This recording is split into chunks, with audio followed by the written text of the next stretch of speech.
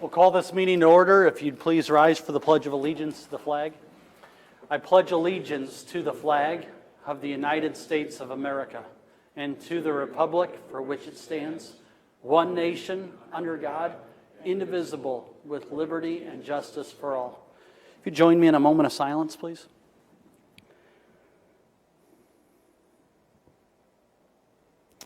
Thank you very much for being here at tonight's meeting. If you have a cell phone or other electronic device, if you'd please silence it at this time. The first item on our agenda relates to citizen concerns. If there are any concerned citizens who would like to approach the board, we would invite you to do so at this time and state your name and address and the nature of your concern. Hearing none, we will move to item number 3, and I will move approval of the agenda dated October 18, 2016. Second. There's a motion and a second. Is there discussion on the agenda? Hearing none, all those in favor say aye. Aye. Those opposed say no, and the agenda is approved 5-0. Item 4 is approval of the minutes of the October. Yes. 4-0. 4-0. Thank you very much for making sure that I can count this evening in the absence of Supervisor Clausen, who had something come up last minute. Thank you. Item number 4, approval of the minutes of the October 11, 2016 meeting. Move it. Second. There's a motion and a second. Is there discussion? Hearing none, all those in favor say aye. Aye. Those opposed say no, and the minutes are approved 4-0. Item 5 is discussion and approval of the claims. Move approval. I'll second that. Is there discussion on the claims? Hearing none, all those in favor say aye. Aye. Those opposed say no, and the claims are approved 4-0. We will skip down to item number 7 with our county auditor, Pat Gill, and this is to receive the county recorder's report of fees collected. Move it. I will second that. Is there discussion? Hearing none, all those in favor say aye. Aye. Those opposed say no, and the motion carries 4-0. Item 8, you received your packets as backup material. This is Veteran Affairs and Director Danielle Dempster. This is to receive the Commission of Veteran Affairs quarterly report. Move it. I'll take that second. Is there discussion? Just want to say, in relationship to Veteran Affairs and that department, you may have seen that they're sponsoring currently a Sioux City Journal regular reporting on the Korean War veterans. It is excellent journalism and really illuminating the piece on Sergeant John Rice, and hoping that exposure helps them in turn to provide the quality services that we know that they do. So there's a motion and a second. Any further discussion? Hearing none, all those in favor say aye. Aye. Those opposed say no, and the motion carries 4-0. Item 9 is our Human Resources Director, Ed Gilliland. Item A is the approval of the Memorandum of Personnel Transactions. Move it. I'll second. Is there discussion? Hearing none, all those in favor say aye. Aye. Those opposed say no, and the Memorandum of Personnel Transactions is approved 4-0. Item 9B is to authorize the chairman to sign the authorization to initiate the hiring process. Move it. Motion and a second. Is there discussion? Hearing none, all those in favor say aye. Aye. Those opposed say no, and the motion carries 4-0. Thank you very much, Ed. We are now coming to a set time at 4:35 under Board Administration and Heather Satterwhite. And item A is a public hearing and sale of property, parcel number 542685. That's also known as 2911 Sargent Road. We are now in a public hearing. Is there anyone who would like to speak for or against the sale of this property? Hearing none, I move the public hearing be closed. Second. There's a motion and a second. Any discussion? Hearing none, all those in favor say aye. Aye. Those opposed say no. And the motion to close the public hearing carries 4-0. So the public hearing now being closed, is there anyone who would like to bid upon the sale of this property? Again, it's also known as 2911 Sargent Road. This is the direct sale to the city. This is the direct sale to the city. So with that, I will move to approve the sale of the property to the city of Sioux City for $442. Second. A motion and a second by Supervisor Munson. Any discussion? Hearing none, all those in favor say aye. Aye. Those opposed say no, and the motion carries 4-0. Item B is approval of the notice of property sale resolution for parcel number 016035. This is also known as 318 West First Street. I would move that we place this on the agenda for the first day of November at 4:35. I'll second that. Is there discussion? Hearing none, all those in favor say aye. Aye. Those opposed say no, and the motion carries 4-0. Item C, approval of the notice of property sale resolution for parcel number 219780. This is also known as 117 South Colon Street. Move to set the property sale on November 1st at 4:37. Second. Motion and a second. Is there discussion? Hearing none, all those in favor say aye. Aye. Those opposed say no, and the motion carries 4-0. Item D, approval of the notice of property sale resolution for parcel number 481980. This is also known as 3206 Westcott Street. Move to set the public hearing and auction for November 1st at 4:39 p.m. Second. There's a motion and a second. Is there discussion? Hearing none, all those in favor say aye. Aye. Those opposed say no, and the motion carries 4-0. Item E, you would think that we have a public bidder doing this full time. Thank you very much. Approval of a notice of property sale resolution for parcel number 481995. Move that we place it on the agenda for the first day of November at 4:41. Second. There's a motion and a second. Is there discussion? Hearing none, all those in favor say aye. Aye. Those opposed say no, and the motion carries 4-0. Item F is approval of a resolution thanking and commending a county employee for years of service to Woodbury County. And this is Cheryl Scaff as an employee of the Woodbury County Sheriff's Office for 21 years. I would move it. Second. There's a motion and a second. And any discussion? Hearing none, all those in favor say aye. Aye. Those opposed say no, and the motion carries 4-0.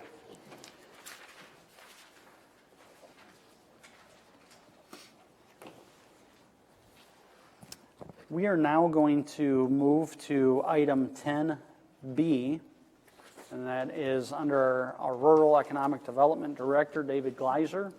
And the reason that we're doing so is because we have another set time at 4:45. So if you want to plan accordingly with each of these, David, we'll try to find a good break. Sure. So item B is a quarterly update on Simcoe and the city-county membership dues project. This is an informational item, not only for the board, but for the public at large. So, David? If you'll recall, we agreed to enter into an agreement with our rural cities in Woodbury County to offer to pay 50% of their membership dues to Simcoe for technical assistance and administrative assistance per the capabilities of the Simcoe organization. We had originally budgeted $7,292.50 for our portion of all 14 communities if they chose to participate. 8 cities did in fact accept the offer, so our contribution towards their membership dues is a total of $4,288. Bronson, Danbury, Hornick, Lawton, Odo, Sergeant Bluff, Salix, and Smithland were the communities that chose to participate. And Anthem, Correctionville, Cushing, Mobile, Pearson, and Sloan were the communities that chose not to. You'll see in the report that Simcoe provided, and what we agreed to originally was what we would ask them to provide us with quarterly updates, and I would come up with an annual report and give a recommendation back to the board if this is something that we want to continue to do. So it seems like the first quarter that Simcoe has had boots on the ground with the communities has been doing a lot of sort of identifying of low-hanging fruit and areas of opportunity that they can work on it within the communities. The city of Salix did benefit quite greatly through a cost-benefit analysis study that Simcoe staff conducted for them on taking a look at proposed annexation and extension of water and sewer utilities. So the report speaks for itself in terms of the number of hours that are deployed in each community, as well as generating a dollar amount if those communities had not been members of Simcoe and what Simcoe would have charged them for their technical assistance. All right, very good, and you'll keep us updated then quarterly as to these kind of projects as well as they continue through their fruition. Yep. One of the things that I've asked, just as a heads up, is that I'd like Simcoe to help us create a community profile, a county-wide community profile that we would be able to use to give to potential economic development prospects, as well as individual profiles for each respective rural city in Woodbury County. So. That'd be great. And one thing that I'd like to not only commend you on, but encourage you with is these other communities that may not have chosen to participate at this time, if we can show through those quarterly updates that this is having some sort of real world synergistic effect and it's doing some things, maybe that'll be an impetus in the future. Sure. To give it another shot. Yeah. And look, so. Definitely. Any other comments, questions, concerns? All right, thank you very much for that item. We will move to item C, is the quarterly update on rural comprehensive planning. This is, again, another informational item. So you'll recall that the Rural Comprehensive Planning Project includes 11 out of the 14 rural cities in Woodbury County.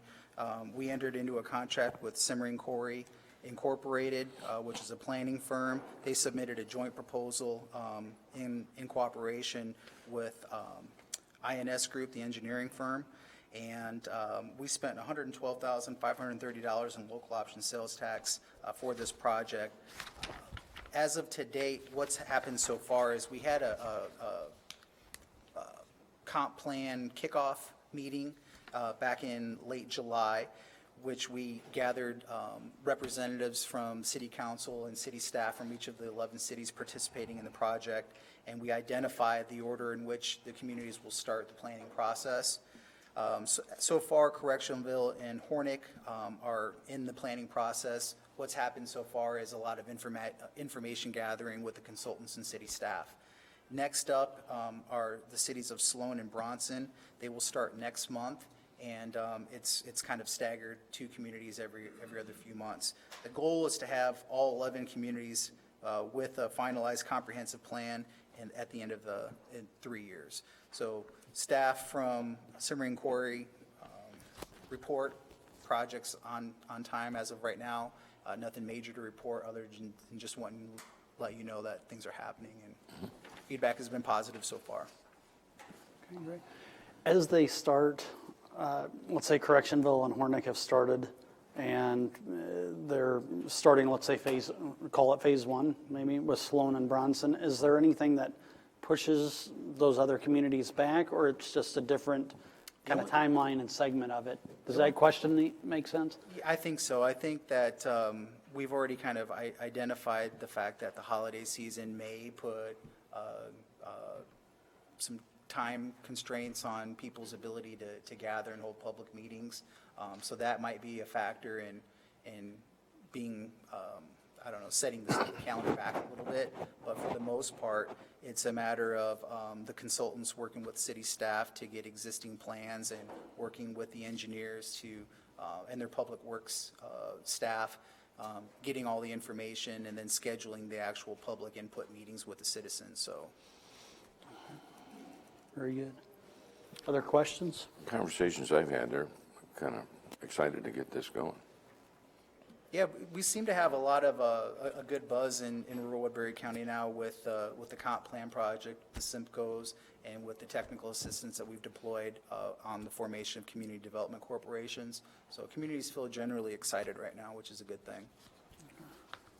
I'm appreciative too for Julie Connolly helping Yes. and assisting in the process. And Yes. you've been able to work with any other staff?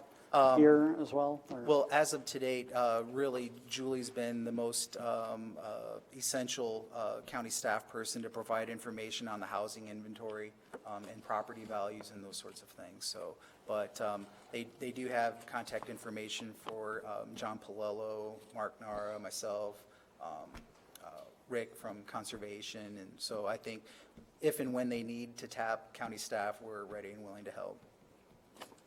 All right, very good. Thank you very much for that update. We've now reached 4:45, which is a set time tonight, and that's a public hearing and first reading of the Woodbury County Industrial and Owner-Operated Cattle Facility Property Improvement Tax Exemption Ordinance.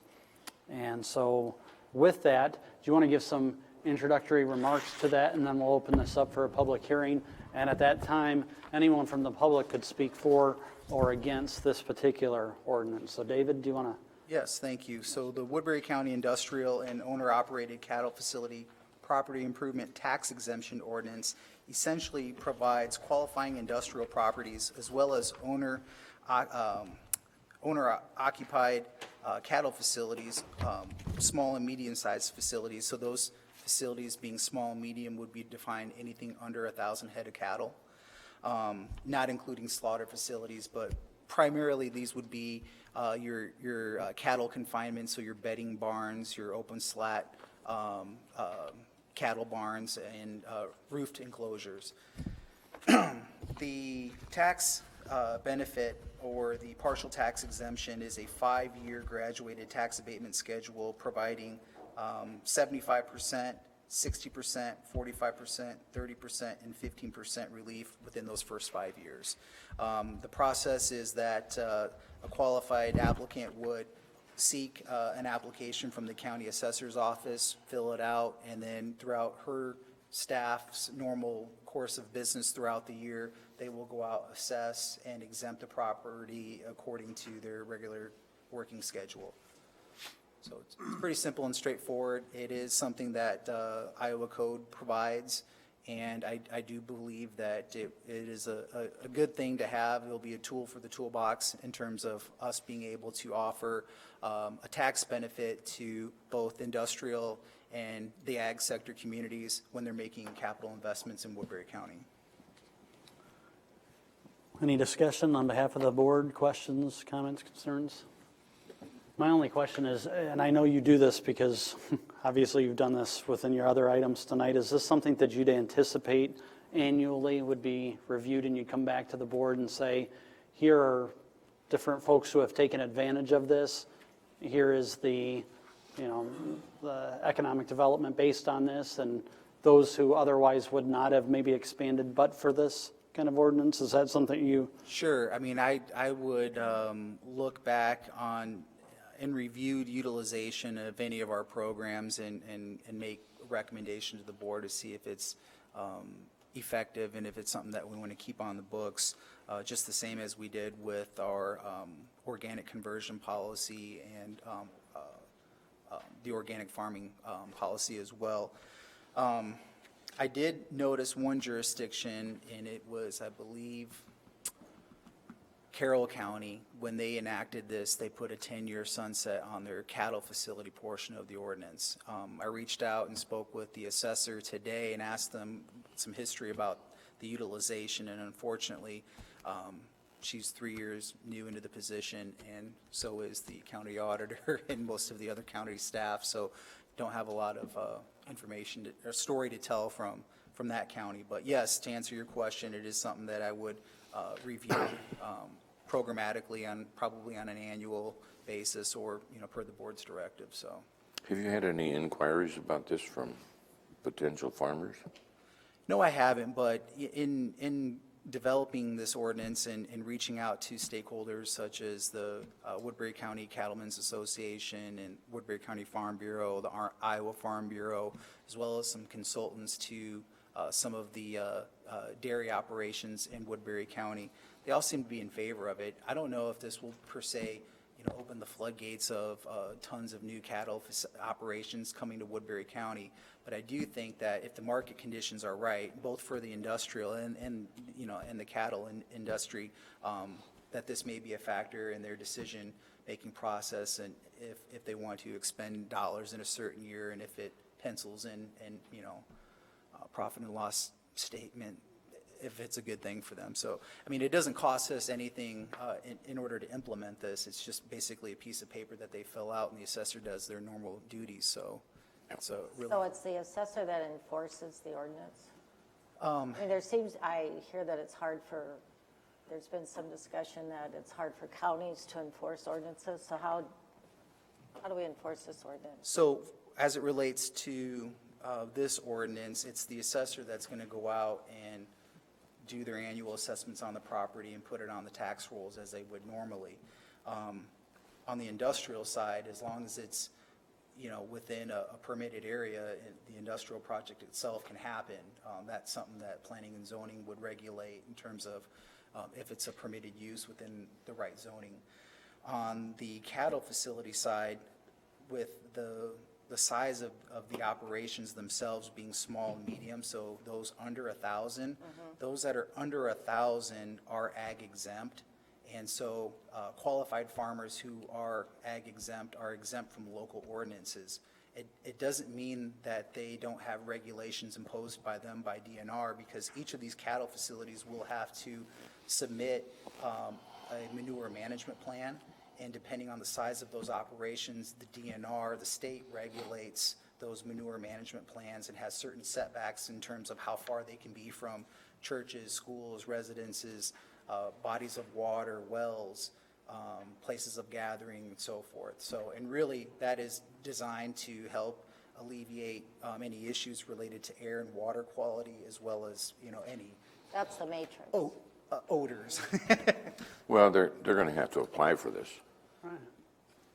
If a cattle farmer wants to use this exemption, there's going to have to be an application process. They would submit the application, and as long as it's a qualified Yeah, yeah. project, yes. They just can't come in and say a year later, well, I've got 1,000 cattle. No, They got to this is upfront. only Yeah. going to be, once this ordinance is passed, then it's enacted, so there will be no retroactive exemptions being asked of or anything like that. So it'd be basically complaint-driven, just like other, maybe, you know, wonder if they don't meet a threshold 1 year later. Yeah, because I mean, it's. I guess my point is there are ways to enforce county ordinances, and there's specific processes. Right. This one, the inherent nature of this one, it's not that you need to enforce somebody getting a tax Well- exemption, right? There's an inherent incentive to go out and get it and to apply Unless you don't for it. meet the criteria for it. Sure. Changes somewhere. So with the ag exemption, they are exempt from local ordinances. So our planning and zoning department does not do any compliance monitoring or anything like that. The only thing that we have per se is the ability to have them take out their necessary building permits for the structures that would be assessed taxable valuation. So other than that, all the other regulations are really through the Iowa Department of Natural Resources, and that relates to the manure management plan. Okay, thank you. But those are recorded here. They are submitted to the county auditor, and we do keep those documents in the board office. Need a motion to go into hearing? No, we will simply go into, thank you very much for those introductory remarks. That'll be a very helpful basis. If anybody would like to speak for or against this particular ordinance, now would be the time to come forward. And we are in a public hearing, and I will open up the floor. Not everybody at once. Hearing no one. Move we go out of the hearing? Second.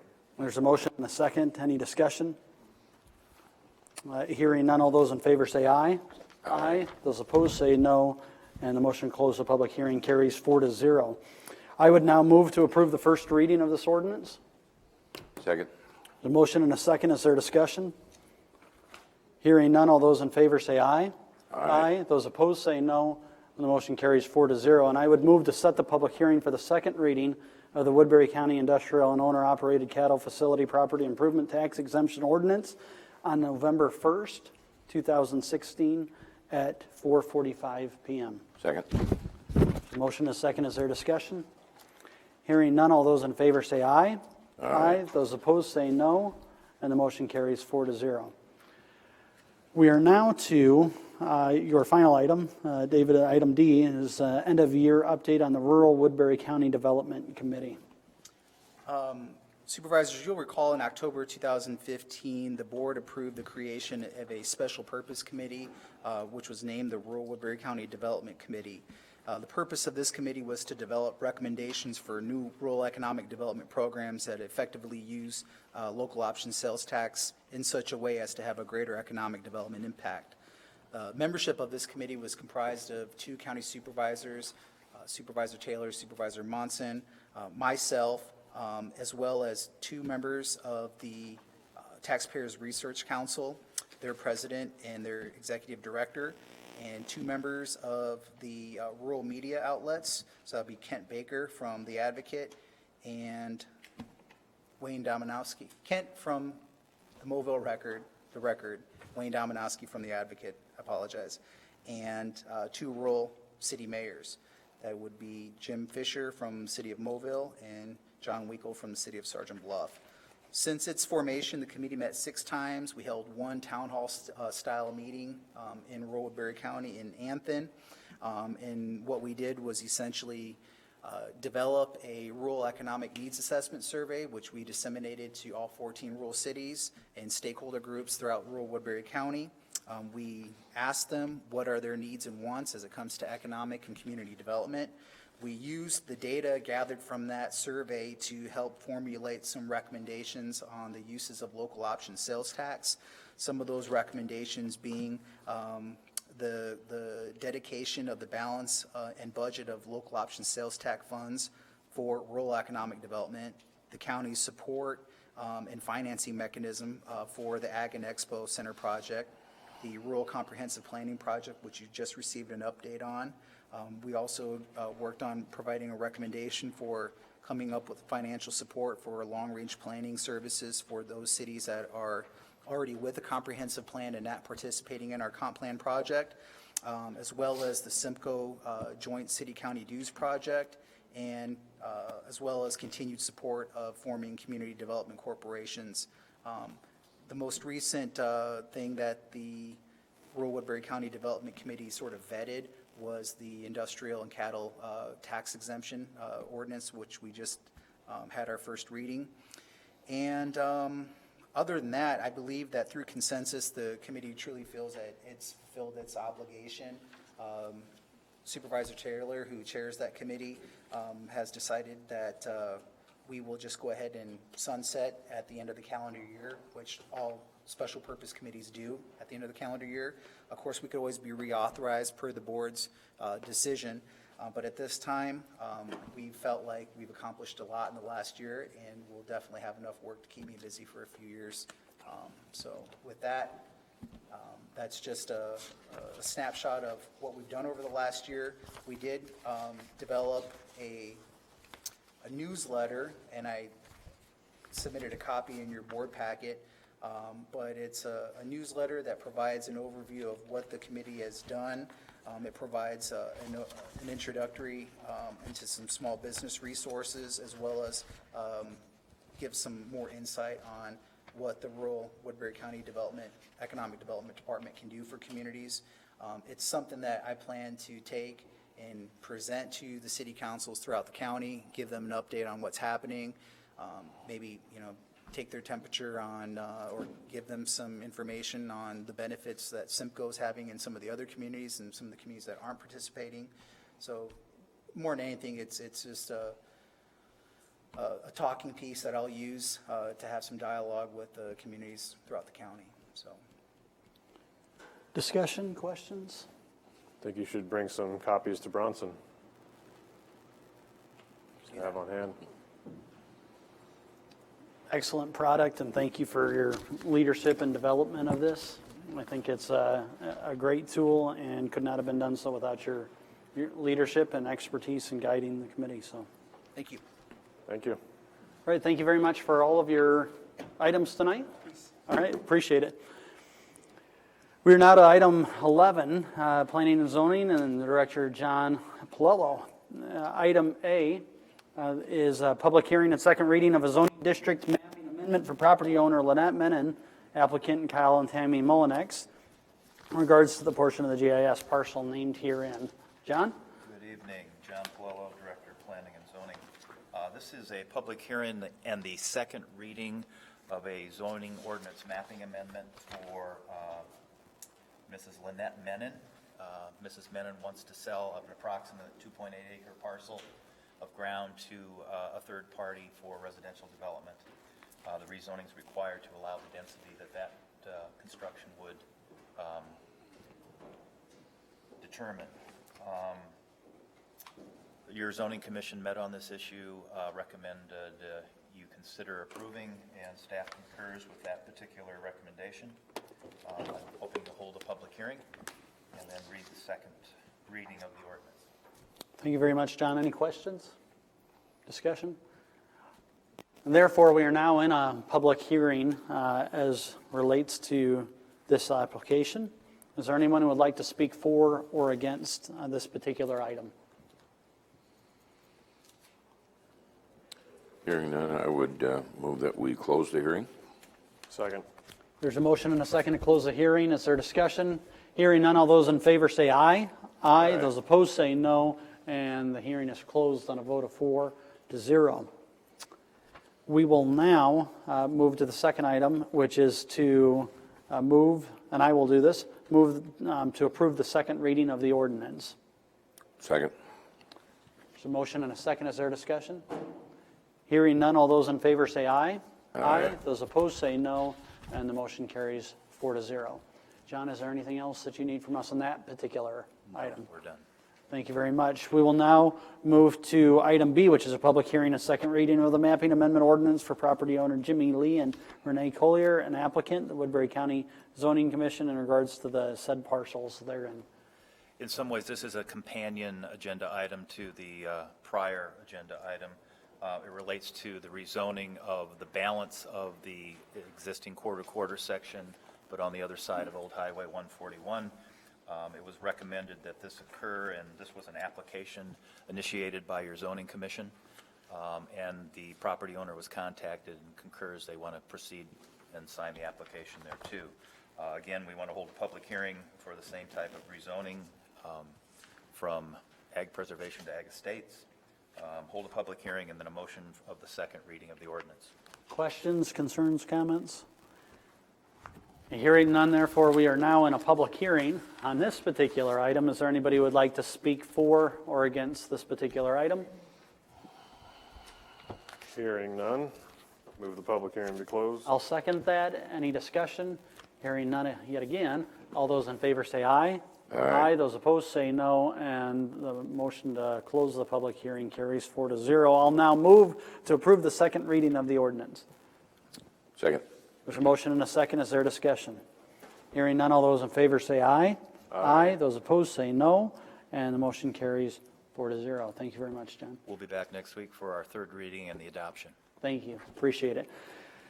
We have now dispensed with items 1 through 11. We are on item 12, building services, and our director, Kenny Schmitz. And item A is the approval of a carpet replacement in the courthouse, second floor northwest judge's office. Kenny? This first item for motion is carpet replacement in Judge Ackerman's, Judge Tots, the receptionist area, and the 2 adjoining office areas. So there's 5 offices included. This also includes removal of the existing carpet and the replacement. Was allocated for in the 2017 CIP, and requesting approval in the amount of $5,301.90.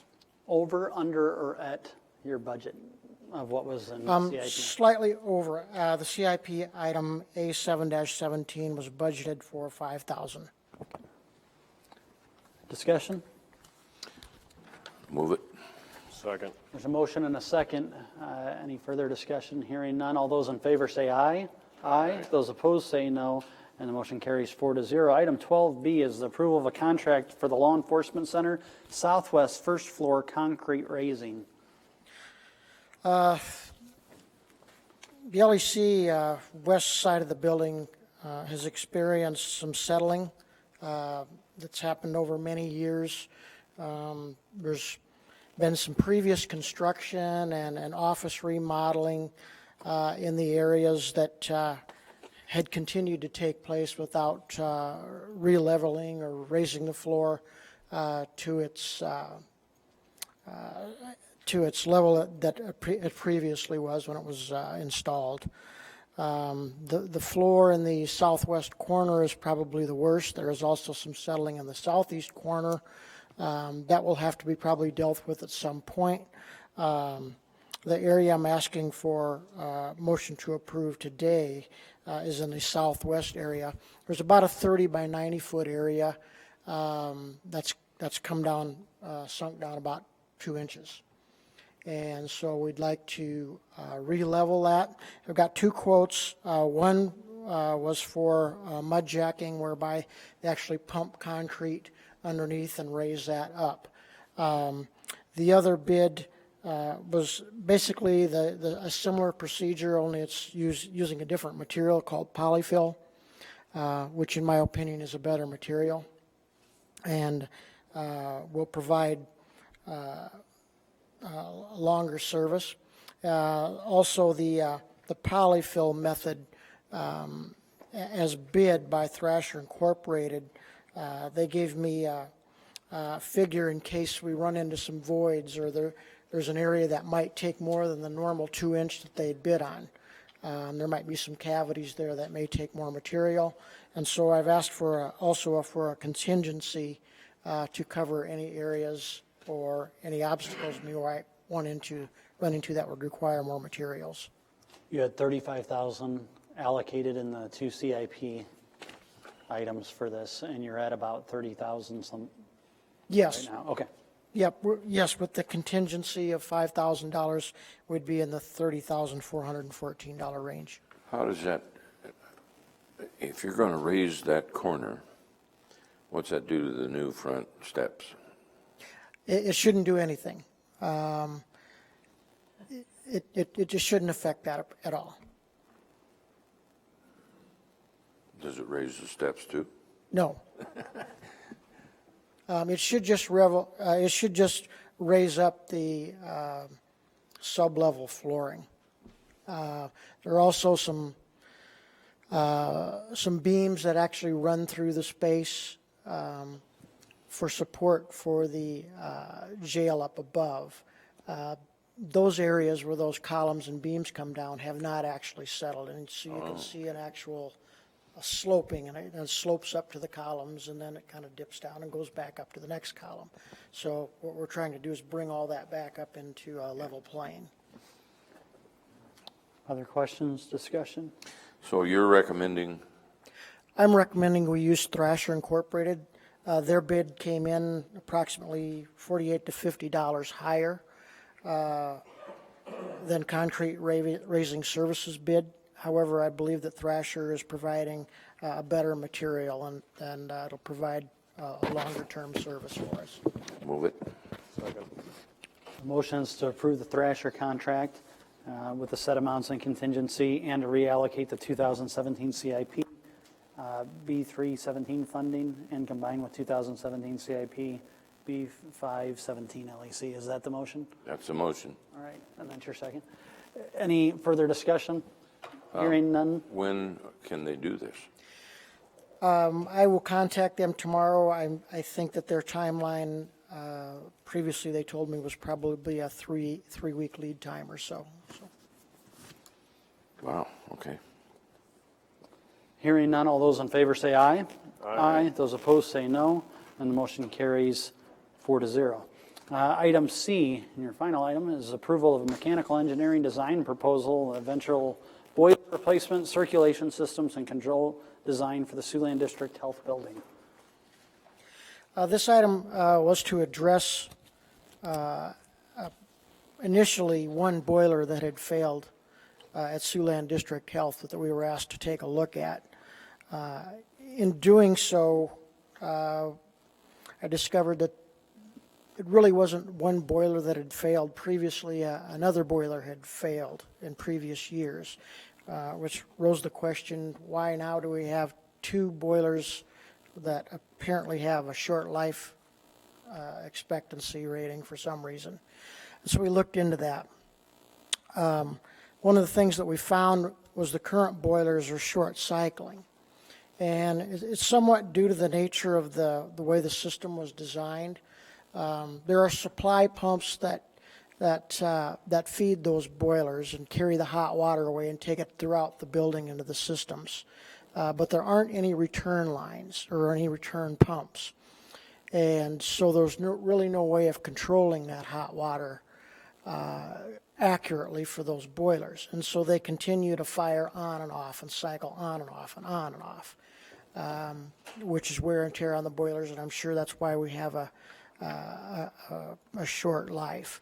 So instead of just replacing one boiler, I believe the best approach would be to redesign the system, because I think if we don't, we'll just replace one boiler and then we'll have another fail, and after that we'll probably have another fail, and we'll keep in the same rut that we're in now. So I'm asking to approve an engineering contract with Resource Consulting Engineers to design how we would improve that system. Part of that would be adding return pumps and some different piping would be required, and also speccing some boilers that we could use. And I would also think that we should replace all three boilers at one time with the same model and move forward with that approach. Will this help to add controls to those boilers so that they can run with the same number of hours? Absolutely. I mean, is that part of what that they're doing, so that there's even wear and tear on all three? That's what it goes to? Yes, and it depends on what the best practices are and what they recommend on how we fire those boilers. They could utilize two that would stage back and forth and use one as an emergency boiler, or they could stage all three and cycle them in various methods so they had the same amount of hours on them. Okay. So this is for a fixed fee of $3,500? It is. There are hourly rates for over and above? That's correct. Is there any sort of cap on that to say not to exceed, or that's something that we anticipate that they will be in touch with you? We would anticipate that they won't exceed the number. If they would do, they would have to come back and request additional funds. Is this going to have the smart controls on it? Any new boilers in any system we design, yes, we definitely try to incorporate. So they can tell what's going on their phone?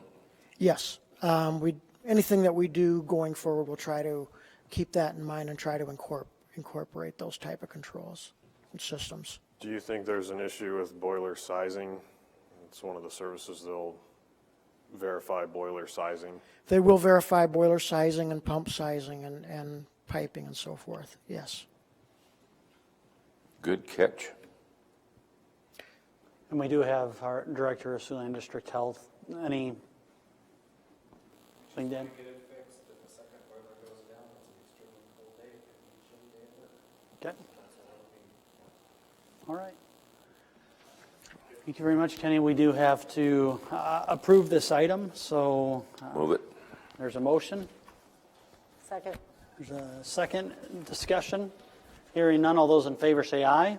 Aye. Those opposed say no, and the motion carries 4-0. Thank you very much. Thanks for being here, Kevin, and look forward to getting this taken care of. Item 13, secondary roads or county engineer, Mark Nara. Item A is to consider approval of a road vacation correction resolution.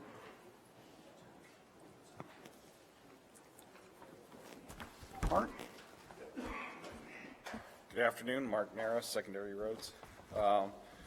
First item was we had a road vacation last year about this time, vacating a portion of Woodbury-Ida County line. The right-of-way of that road was 66 feet, but only 33 of it is in Woodbury County.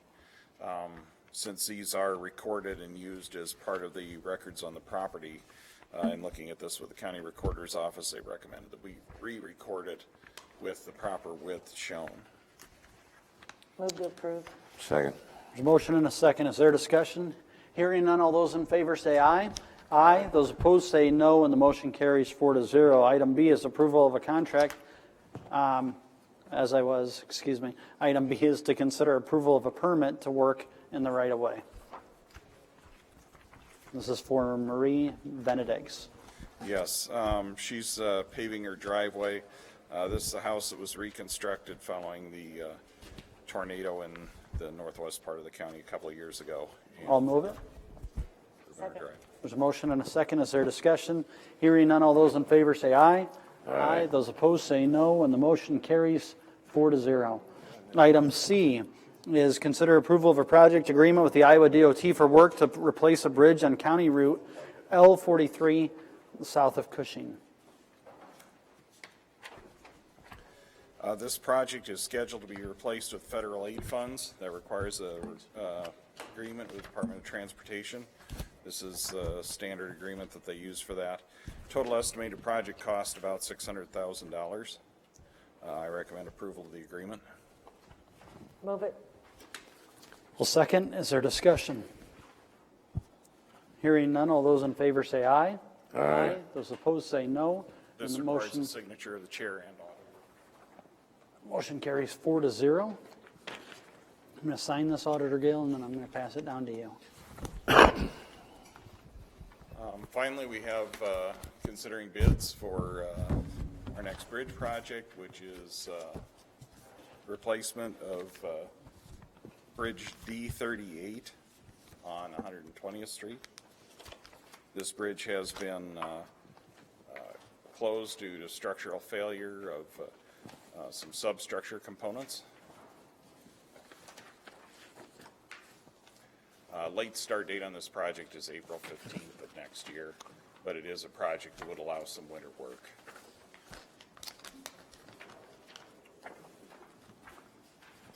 If we're ready, the first first bid is from Christensen Brothers Contracting of Cherokee, Iowa.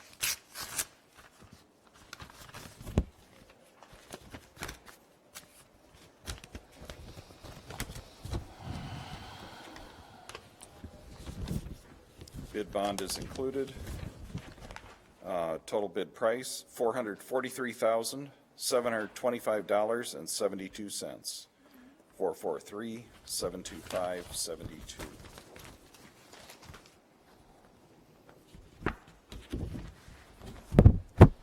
Next bid is from Dixon Construction of Correctionville.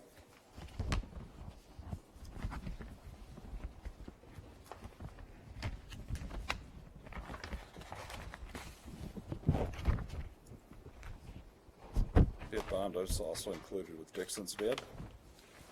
Total bid price, $397,174. 397,174.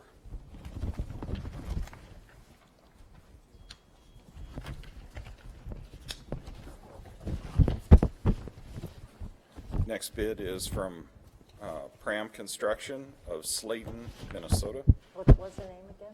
Pram, P-R-A-H-M. Okay, thank you.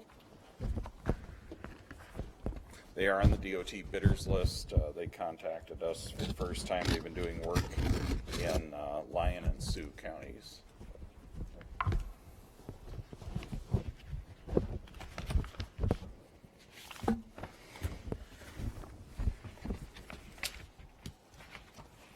Bid bond was included.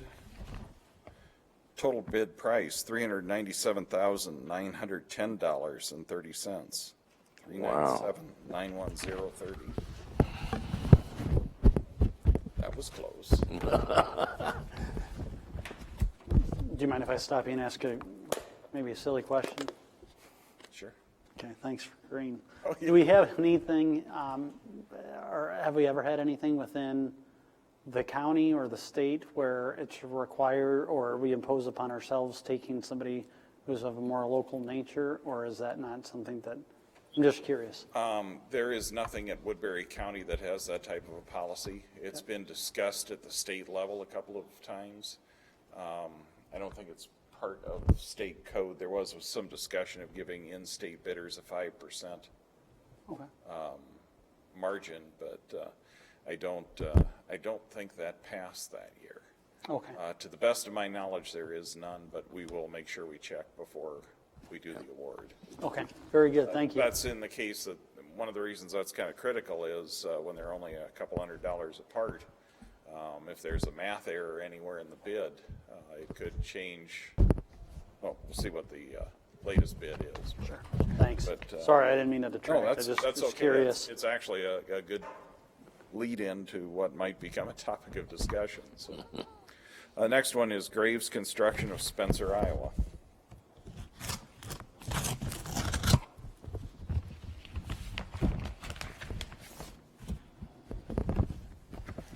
Bid bond is included. Total bid price, $464,746.35. 464-746-35. Are you looking for time to review? And Yes, I would request that the board accept the bids and allow us to review them and make a board, or recommendation to the board next week. So moved. Second. There's a motion and 2 seconds. Any discussion? Hearing none, all those in favor say aye. Aye. Those opposed say no, and the motion carries 4-0. Sorry, I didn't get the construction project to, or update to you, but we did open Port Neal Circle today. Great. The road is open to traffic. Some minor work remains. Edge line painting still is to go. That can be done under traffic. And there's some shoulder work and seating that needs to be done. But The comments I was getting are from Browns Lake, who has no choice. They have to go the back route. And all that traffic there, it's kind of concerning that you're driving your kids through all those trucks. Yeah. So that'll help a great deal. yes, they've been backing out onto Port Neal Road here lately with the soybean trucks, and the shoulders were not nearly as well developed in that area as they were on the old Port Neal Circle route. So Yeah. we're very pleased to have it open, and like I said, some minor work remains, but it is there to serve the industries in that area now. We'll be coming to the board with some no parking zone recommendations. We're trying to create some sight distance triangles for the other businesses along there, which include Anderson's and Coke Products. There's been a problem with the bean trucks parking right up to their driveway, and then trucks leaving these other businesses being unable to see up and down the road. So you should see that here in the next couple of weeks. Salix Road, Salix Road is moving along well. The railroad crossing is done. They're doing the side road connections. I think the north curb is done. Didn't they get the center line? No, that's going to be done this week. Okay. We should have center line radiuses done yet this week. 3 floors left in the road. Okay. And the curb and gutter is moving along. They're moving south, going to the west side of town, pouring sidewalks as well. So subcontractor is doing the sidewalk work is in. their expectation down there is the end of this week. Is that? I don't think that's going, it's Not gonna happen. going to take some time for concrete cure, so best case would be end of next week. Yeah. All right, very good. Thank you very much, Thank Mark. you. Appreciate it. Item 14, Chairman's Report. Jail medical management. We heard the 2 presentations from ACH and Midwest Correctional Group, and so I'm asking to meet with Dennis, Michelle, somebody from the Sheriff's Office, and sit down and try to put pen to paper, because it seemed that there were some confusions on what's included, what's not included, some follow-up questions, and to really kind of come back to the board and say, okay, as a group, what is it that we're actually seeing? What per diem's included, not included? What are these contingencies doing? And I don't think it's conducive when you saw how lost, at least I was getting, in this setting. So to try to do that, we'll meet and see if we can make sense of some numbers and come back. Item B is budgeting with wages included, the health insurance fund increase estimation, and jail medical services. As we negotiate through this contract and find a number there, if that so happens, and where we have an estimator for the health insurance fund, and as we lean toward one of the two jail medical services providers, I'd like to have Dennis show us and Michelle what the impact of that will be from a budgetary perspective, so that we know what we're facing as we look to hopefully hold taxpayers harmless, or see what effect that will have.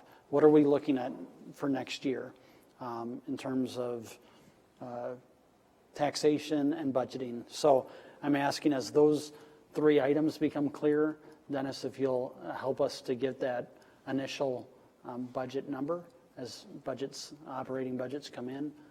So just know that that's something that we'll be looking at.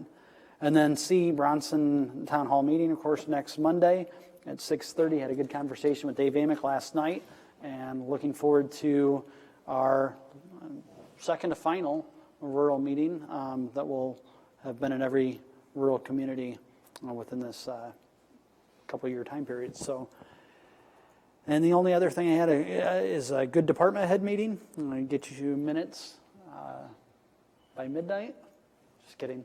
By the end of the week, or somewhere in there.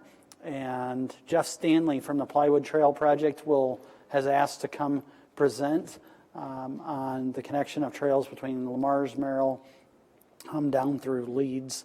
And so look forward to that on an upcoming agenda. That's all I have. We'll go to item 15, unless there's any questions or comments. Reports on committee meetings. I have one.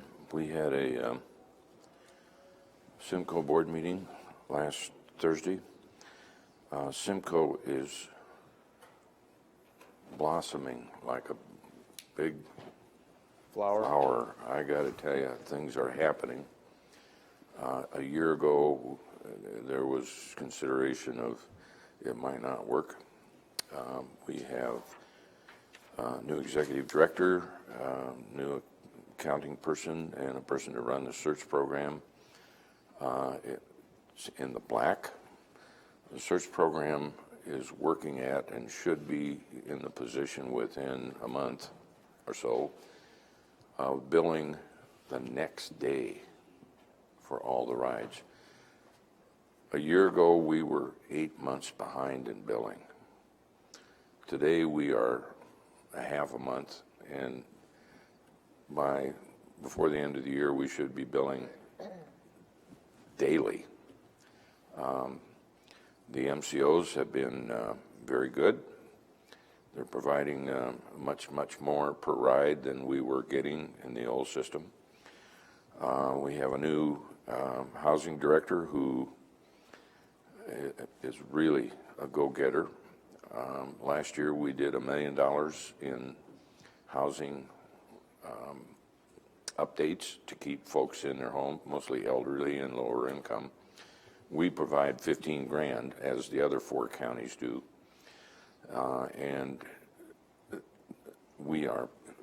that group is putting on roofs and windows, fixing heating.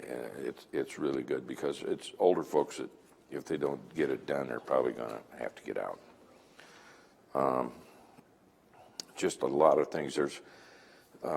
This is just beyond my thought, and I'm not sure the engineers are really up to this, but there's a company going over every single road in the 5 counties, and it has electronics in it to gauge how good the road is.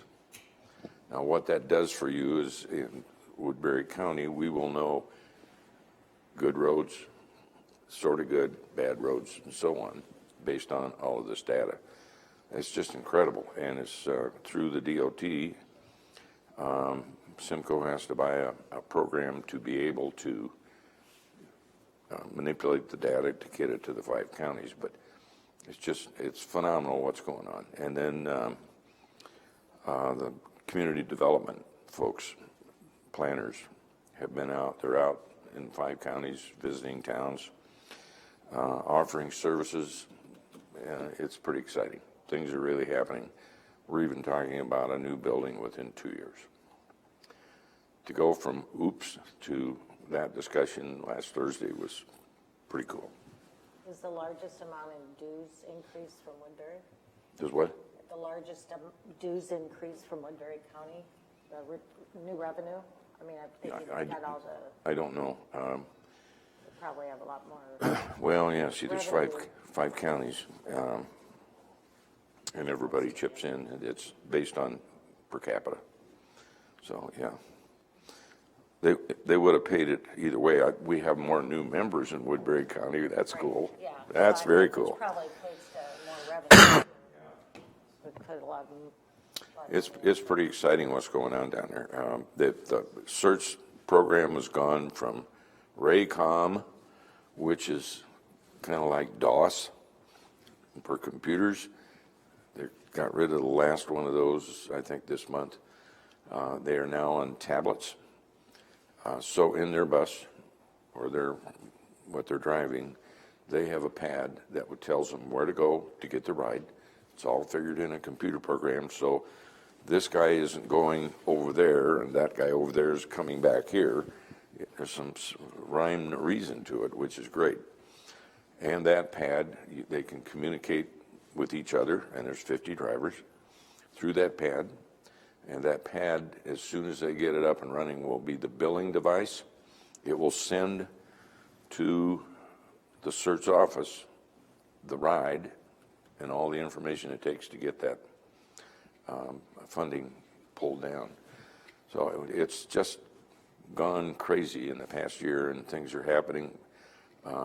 There's a number of other programs that we probably will take on, and it's just exciting. That's great. Thank you for sharing that. Other reports from committee meetings? At a health committee meeting today, I think there'll be an agenda item next week. Some HR is going to present additional options for wellness incentives, and that's the right way to say it? Yeah.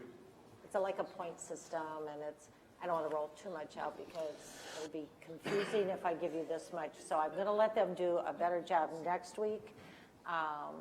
And it'll take some education of all the employees too to get people up, and there'll probably be 1,000,001 questions once we start it. We'll do our best. Look forward to it. Along with other members of the executive committee of the Emergency Management Commission, I conducted interviews for the new emergency management coordinator position.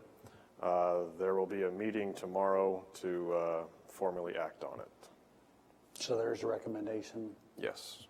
All right, very good. Just so you know, we are over an hour, and the bet tonight was from Supervisor Ong that I'm going to owe him 10 pounds of Honduran coffee, and I have no means, but go ahead. You're the new Larry. Yeah. Somebody to my right, so if you're... Reincarnated. Okay. Sorry. Siouxland Groves met last Wednesday, and CF is very slowly going down in workers out there. They will not commit to startup nor when the flare goes up, but they are saying in the fourth quarter, which we're in, so things are cranking down out there.